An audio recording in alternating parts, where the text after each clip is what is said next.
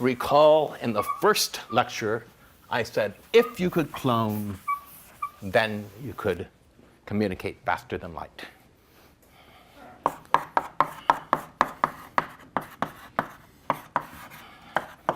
Clone. Then communicate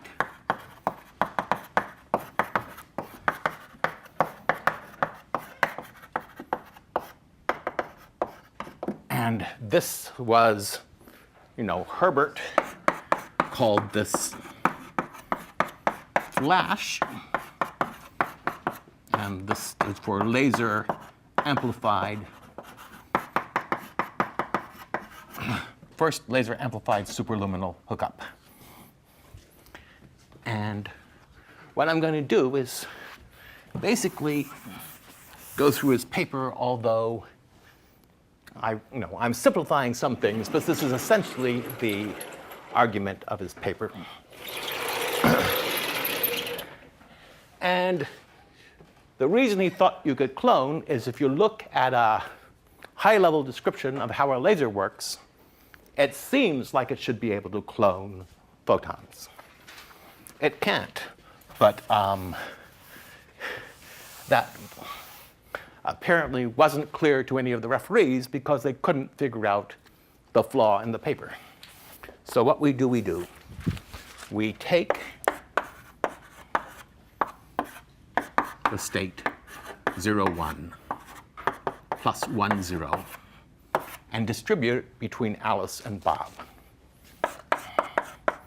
Alice measures her qubit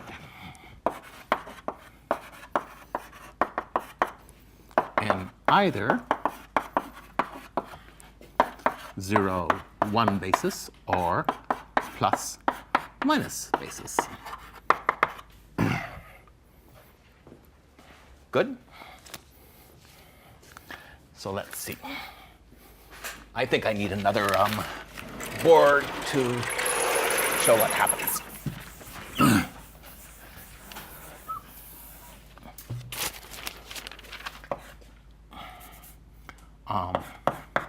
Alice 0, 1 plus minus.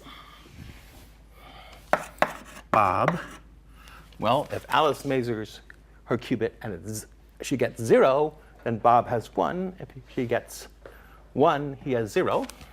So Bob gets 0, probability 1/2, 1 probability 1/2. And here gets plus with probability 1/2, minus with probability 1/2. Bob now clones his qubit.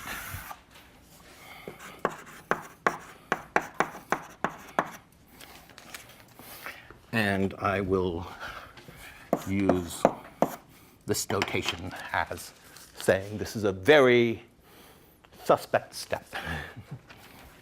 So now he has 0, 0 with probability 1/2 and 1, 1 with probability 1/2. And over here he has plus, plus with probability 1/2, minus, minus with probability 1/2. And now what Bob is going to do is he's going to measure both qubits in the same basis.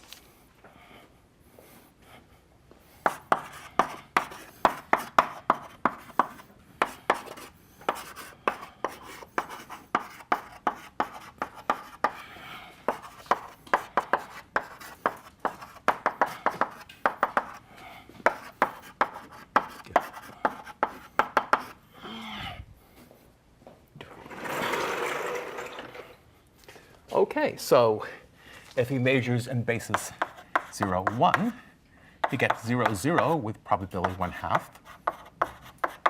and 1, 1 with probability 1/2.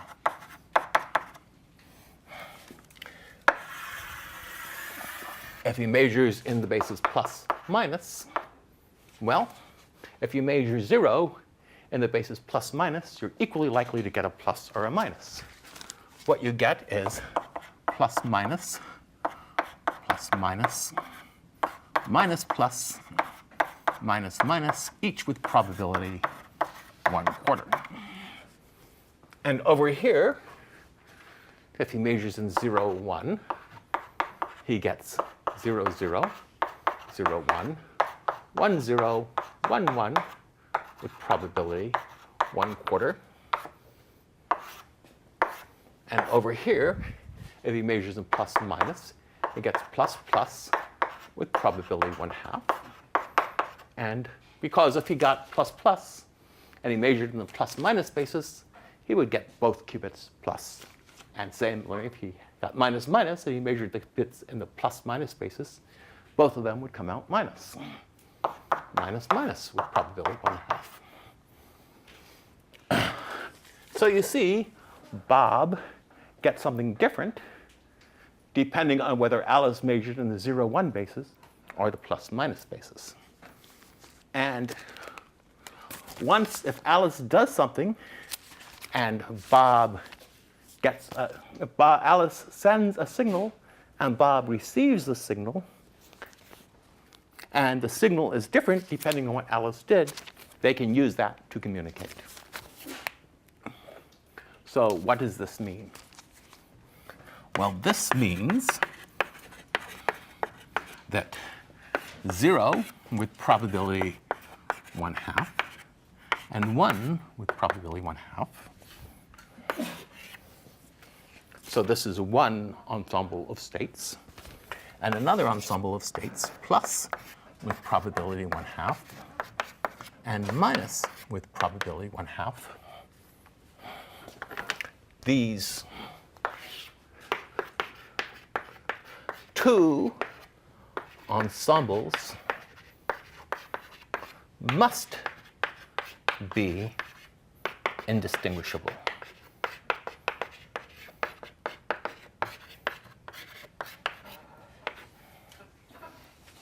And there's a problem on the homework that's related to this. But here we have, if Alice can either measure in the 0, 1 basis and the plus minus basis, if she measures in the 0, 1 basis, Bob gets this ensemble of quantum states. If she measures in the plus minus basis, he gets this ensemble. And because Bob and Alice can share an entangled qubit, and then Alice can measure, or rather Alice can measure her half, and Bob can measure his half at exactly the same time, regardless of how much distance there is between them, then if there was some way of Bob distinguishing between this ensemble of quantum states and this ensemble of quantum states, Alice and Bob could send a signal faster than light. And we know that's impossible. Well, we know that should be impossible from relativity, and this is why Herbert's flash scheme failed. But in failing, it did something very useful in that it provided an opportunity for two other groups to prove that quantum cloning is impossible. Okay, so are there any questions? Yeah?